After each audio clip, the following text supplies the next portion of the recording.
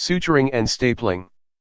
Suturing instruments are used to ligate, repair, and approximate tissues during a surgical procedure. This mainly includes needle holders, which are used to hold curved suture needles, but also includes other items such as a knot pusher, endo stitch, and endo loops. Stapling devices are used to ligate, anastomose, or approximate tissues. Stainless steel, titanium, and INSORB absorbable material are used for stapling. Staples are designed to be non-crushing when inserted into the tissues to promote healing.